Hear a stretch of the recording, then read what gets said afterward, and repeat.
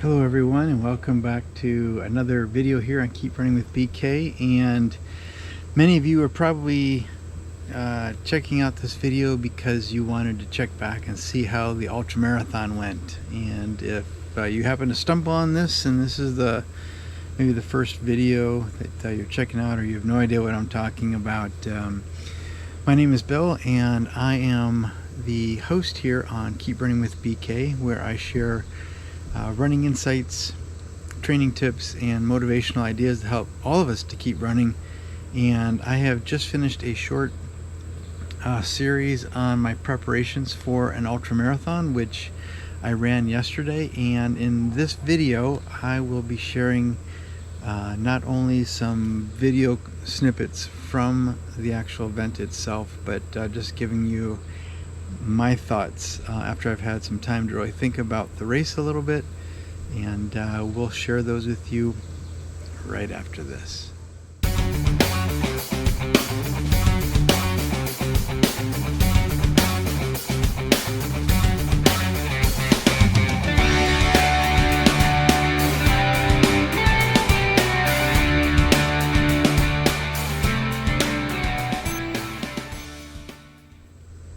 So hello everyone, welcome back to Keep Running with BK. And as I just mentioned, yesterday was the tie-dye 50K ultra marathon run at John Bryan State Park here in Ohio. And I'm going to share with you some short video snippets of just the race event, just getting there, getting at the start, a little bit on the course. My amazing wife, who was my support crew and videographer for pieces and parts of the event, share some entertaining thoughts with you as well while I'm out there suffering in the heat and humidity. And then you kind of see how the whole event ended up for me. And then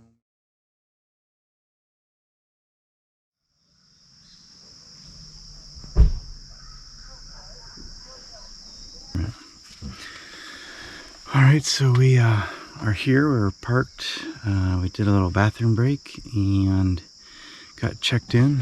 I got my race number here, and got my bag here that we're going to take over there and drop off in the pavilion. And we're about 20 minutes from the start. I don't think that we're going to do an early start. I think we're just going to do the mass start at 7:30 start time. So we, as in you. Yeah, I guess I keep saying we because my beautiful support person is here with me, and there's no one else. She just made it clear she's not doing this with me, so I think it's just going to be me. But anyways, this is the smiling face behind the camera today. Hi, everybody. And so, yeah, it was a pretty rough night. Had a lot of cramping in my shoulder. Insides were a mess. But hey, we're here. We're feeling a little bit better after the bathroom break, and all set and ready to go. All right, bye now. For your patience, your time, your constant thanks. You guys made putting this race together a lot better for us by just being so excited, and it's very much appreciated. A couple of housekeeping things, and I'll turn it over.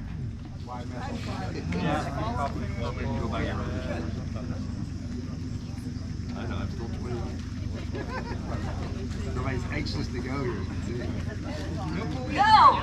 Go, guys! Go!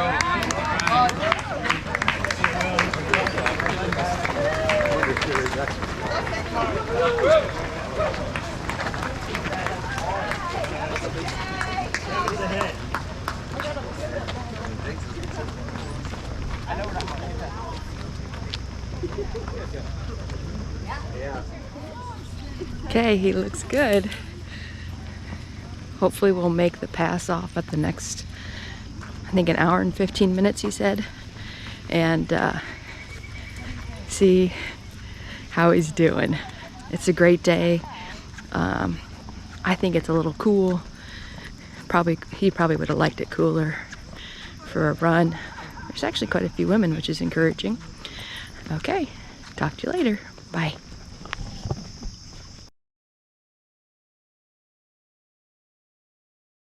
But I have to say the course was beautiful. The course was almost exactly what you'd hope for a race like this. Really good shade. The paths were not overly technical. There wasn't a whole lot of up and down. There was some gradual winding, which didn't really bother me at all.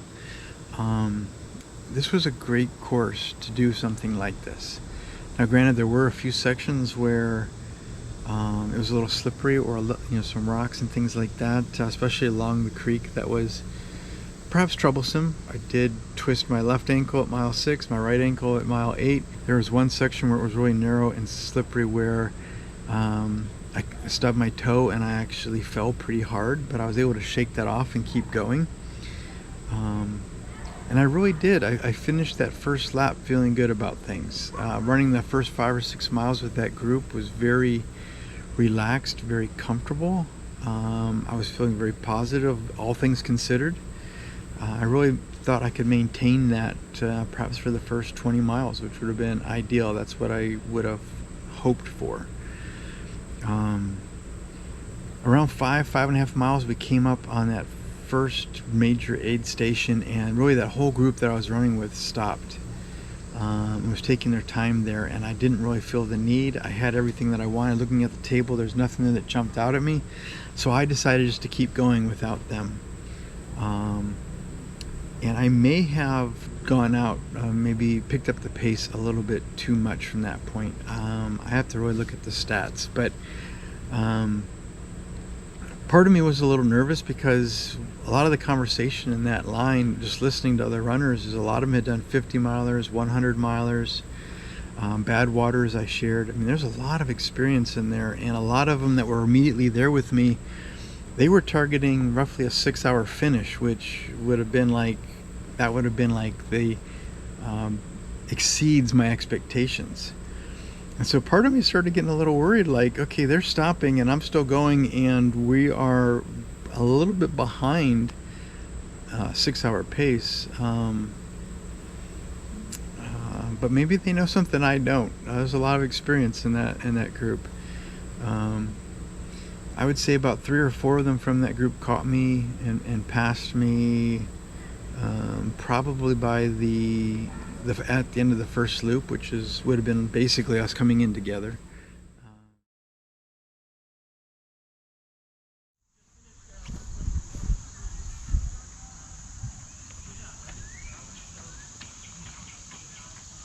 Good job. Thank you. It was too confusing by the down there, so I'll give you this and then meet you at the 5-mile tent. I'll drive down there. Okay? Yeah. You're doing great. Love you. Thanks. Yep.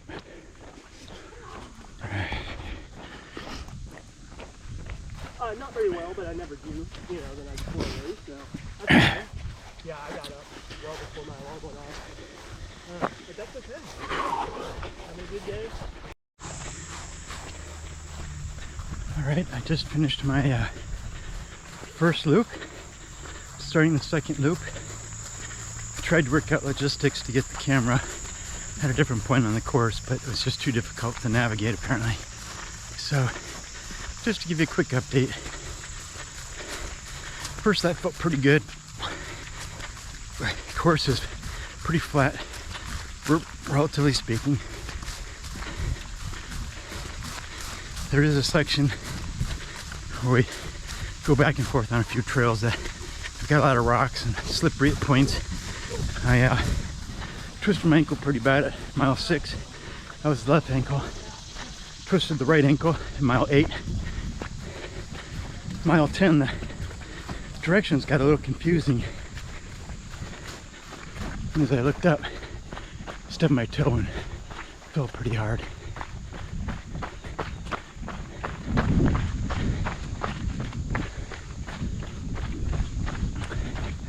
But overall, feeling pretty good.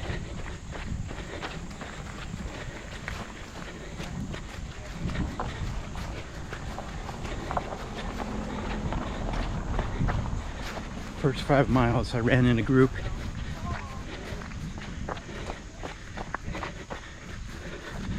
It was good, let them set the pace. It was very comfortable, about 11:20. Very talkative group.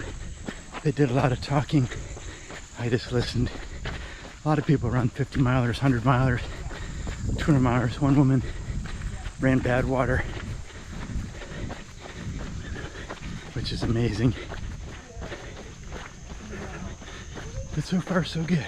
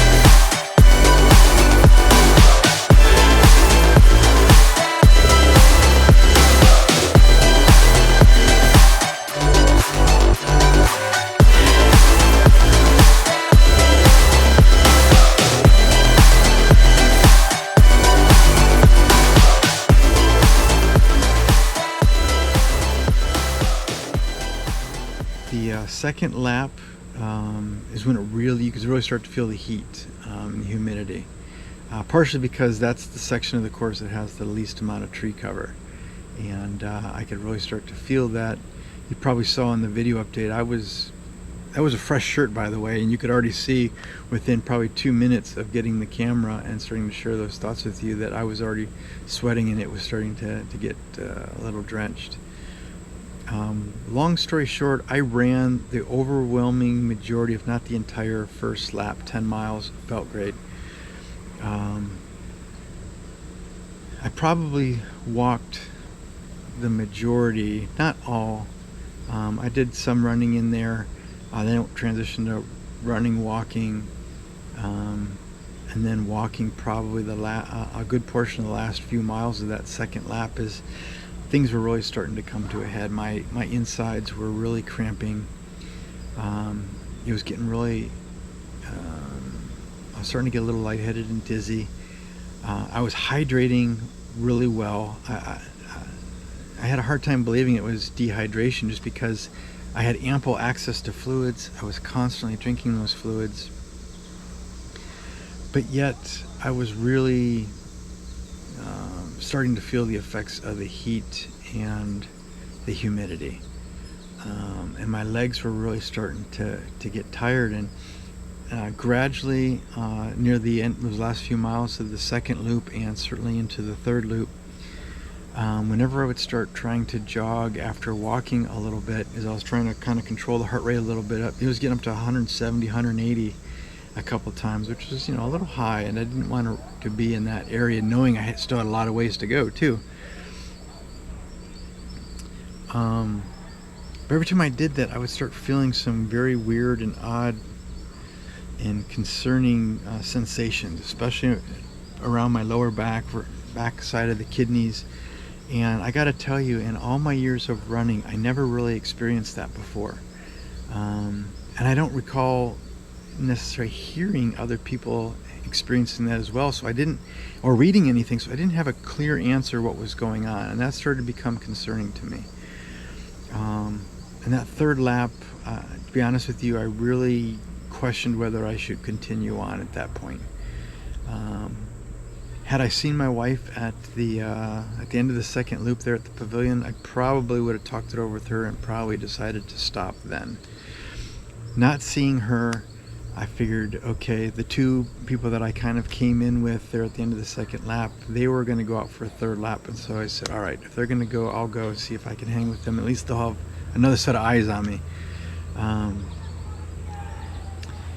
But as things got in a couple of miles, I kind of knew, questioning whether or not I should have done that.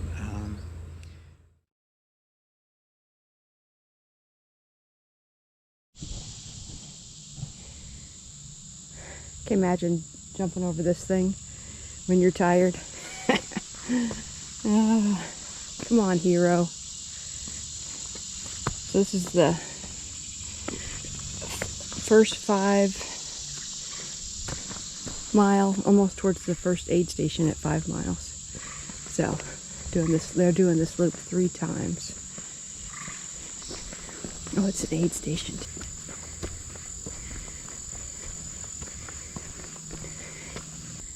So the last loop, Bill came, that guy was right behind Bill.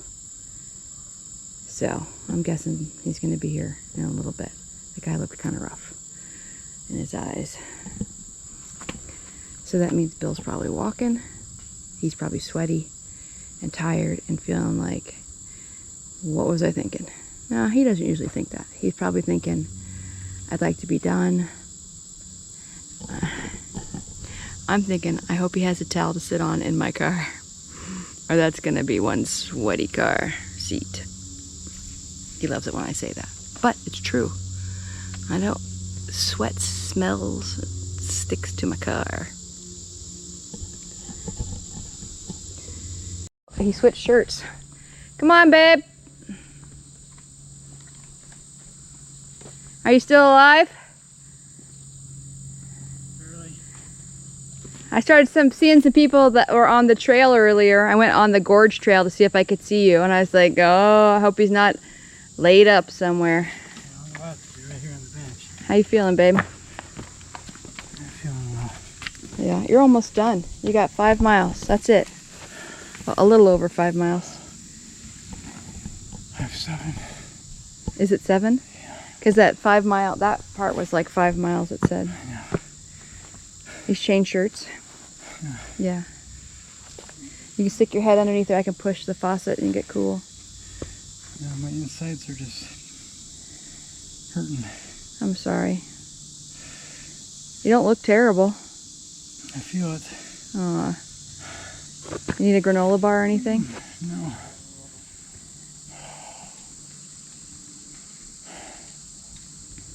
I don't know if I can go another 7. You just walk? I've been walking. I mean, I'm getting lightheaded. I'm getting dizzy. Well, the car's parked here by this 5 mile thing. Yeah. Do you want me to walk with you? Or Yes, please. Okay. You want the sticks? Here, why don't you use the sticks? And that can help keep you some balance. I just need to sit for a while. Yeah, yeah.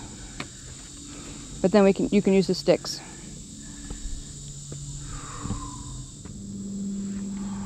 Yeah, I think I'm done. So how far did you go? 23.9. Yeah, this is the 2.5 mark here. That means I've got Really? It's 2.5? 7.5 to go. Oh, okay. Because yeah.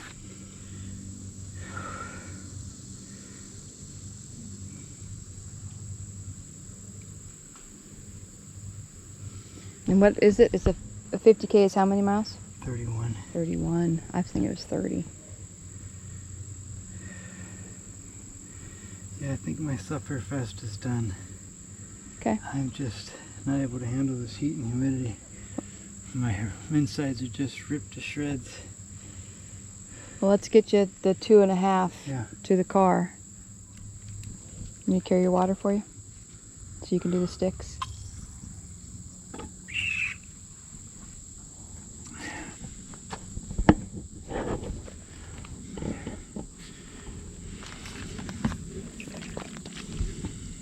I'm gonna put some more in there real quick too.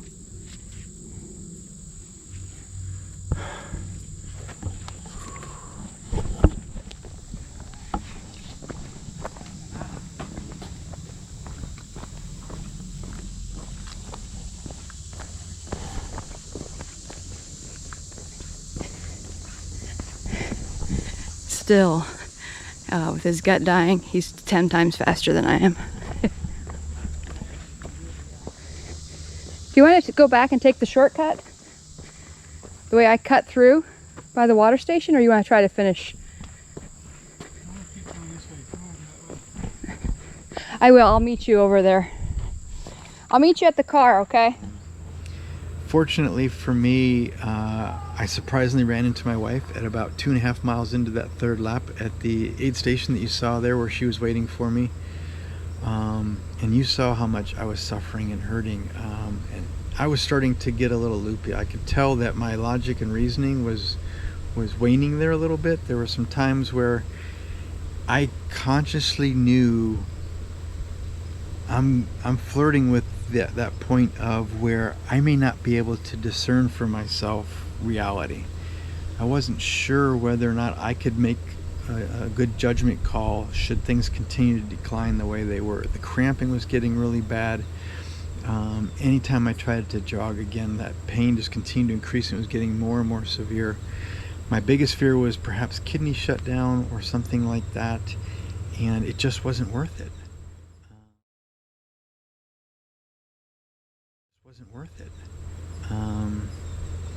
You know, 10-15 years ago, my ego probably would have gotten in the way and I would have just said suffer through it, and who knows what would have happened. Maybe I would have finished, maybe I wouldn't have. But at this point in my life, I was just evaluating it really wasn't worth it. At that point in time, I already knew that the race had degraded, and despite my hopes and aspirations had fallen far short of it. It wasn't like I was disappointed that I wasn't able to finish, or I didn't think I'd be able to finish, but I knew that the quality of the experience at that point had degraded to a point where it wasn't really worth it anymore. It wasn't worth the risk. I didn't want to put myself in a situation that I regret, or something worse happen and then I wouldn't be able to do any running, something that I very much enjoy. So I'm glad I made the choice when I ran into her to stop, in a sense. And now that I've had about 24 hours or so to really reflect on it, it really was the right choice. And I don't regret the choice whatsoever. Funny thing kind of happened there is where you saw me sitting there and suffering, talking to my wife, and then you see me with the sticks kind of heading down the trail. We had agreed at that point that I was done. And that we were going to walk to the car, go back to the race finish, and let them know that I was dropping out so they didn't worry or didn't go send someone out looking for me. And I knew where the car was parked. She told me where she was parked, and I knew where the car was parked, but yet I was a little confused. And this really speaks to I was losing the wits about myself here. You see me starting down the path and she's yelling something to me. I didn't really quite hear Do you want to go back and take the shortcut? The way I cut through by the water station, or you want to try to finish? I will. I'll meet you over there. I'll meet you at the car, okay? I thought I heard, but I really didn't, and you can see that in the video. And she was basically saying, the car's right over here, there's a shortcut that we can kind of go right through to the car. And I was like, yeah, whatever. Just keep going. And so then she goes to the shortcut, which was literally maybe 50 yards, 100 yards away through the woods. I ended up walking for another 2.5 miles, going the long way around and winding around on the course. I'll probably put up on the screen here the course. You can kind of see what it was, but that just goes to show you where my mind was. And so she was sitting in a chair in the shade reading a book, just waiting for me to show up. So I was even in worse shape than when she last saw me. And long story short here, as I wrap things up, is when I got back, they gave me a lot of fluids. They gave me some stuff to eat and drink on the ride home. I drank all of that. I got home and I drank even more. And then I got on the scale and I was 10 pounds lighter than when I weighed myself before, when I got up in the morning. And keep in mind, I hydrated as much as my body could take during that race. I probably went through 3 bottles of water in that 6 hours. Probably drank another 2.5, maybe 3 more between when I stopped and when I weighed myself. So 6 bottles of water, and I was still down 10 pounds of water weight. So definitely experiencing some severe dehydration. On the car ride home, you can see I'm still not 100% up here. I've noticed that. Even a couple of things I said this morning was we're not quite fully there yet, so I'm still recovering. But on the car ride home, we could look at my calves, and my calves were like constantly just muscle twitches and spasms, which I probably experienced for the next six hours, really all the way up until I went to bed. We were sitting on the couch watching the soccer game, just recovering in the evening, and every once in a while, probably about every 5 minutes or so, all of a sudden all the tendons in my foot would tighten up, and on my toes would kind of bend in these kind of weird ways. It was crazy.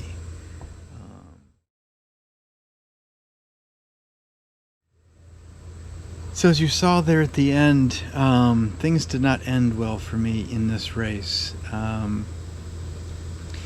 I had a pretty rough night of sleep the night before. I think there's 3 things that potentially were going on there. One, if you followed my short series of preparations for this event, I mentioned at least 1, if not 2, of my long runs where with the heat and humidity, things did not go exactly as planned, and I experienced a bit of dehydration. And one of the things that was going on from that is just some stomach nausea, very mild, but it was basically ever present for probably the last month leading up to the race. And I think, thinking back on it, what that might indicate is that perhaps I never really fully recovered from that dehydration.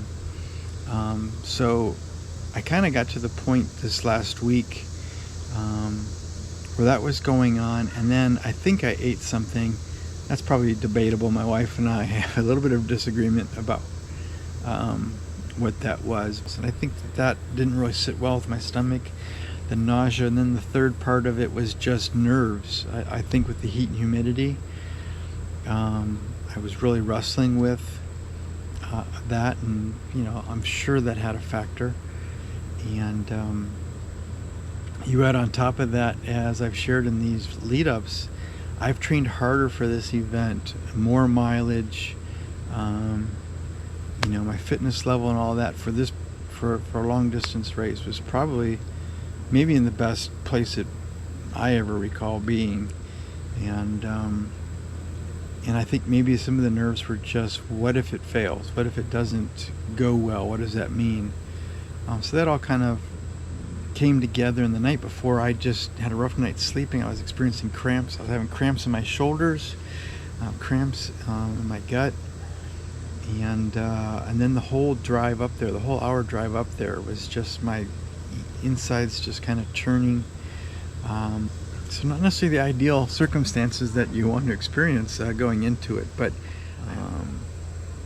so I definitely feel like I put in the training. I'm proud of the training that I did, proud of the preparations leading up to it. I know I gave it all I had and left it all out on the course. Yeah, I'm a little disappointed. I'm struggling with the DNF, to be honest with you. I did not finish. To the best of my knowledge, in 38 years, there's only been 2 times where I've been in a race that I did not finish. And it dawned on me last night as I was reflecting on this that both of them were in August. Both of them were in severe heat and humidity. And, in that one, it was a 200-mile relay race in Indiana about, 12, 13 years ago. And, that broke me. My internal air conditioning, if you will, my body's ability to handle the heat and humidity definitely has not been the same since. I did a lot of training in the heat in the safest way I know how. yet some things outside of my control and some things I don't know. Again, the water fountain's being broken on that 3-hour long run a couple weeks ago.